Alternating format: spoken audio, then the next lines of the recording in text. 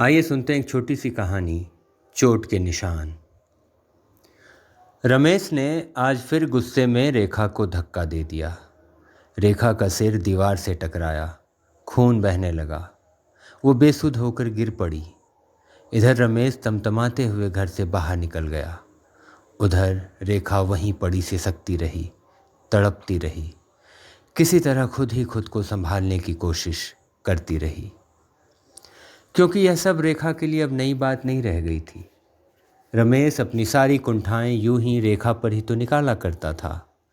मियाँ बीबी के बीच अब ये रोज का रूटीन हो गया था।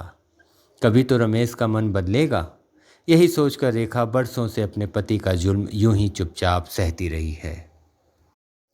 अगले दिन रेखा की बचपन की सहेली बिंदिया उससे मिलने आई। दोनों सहेलियां एक ही शहर में रहते हुए भी साल में एक आध बार ही तो मिल पाती थीं।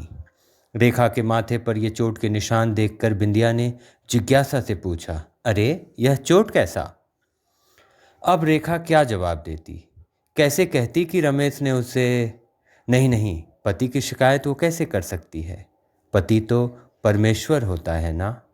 अपनी नानी, दादी और माँ से यही तो सुना था उसने। रेखा ने खुद को संभालते हुए बिंदिया से कहा कि कल कहीं से घर में एक बिल्ला आ गया था। उसे देखते ही वो किचन बंद करने को दौड़ी कि गिर पड़ी। ये चोट के निशान उसी के हैं।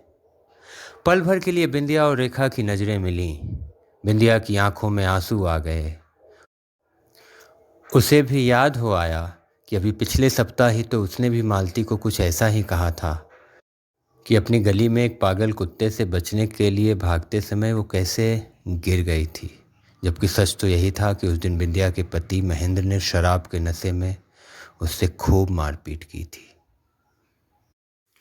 तो दोस्तों, ये कहानी थी चोट के निशान। मैं हूँ आपका दोस्त हिरेंद्र झा।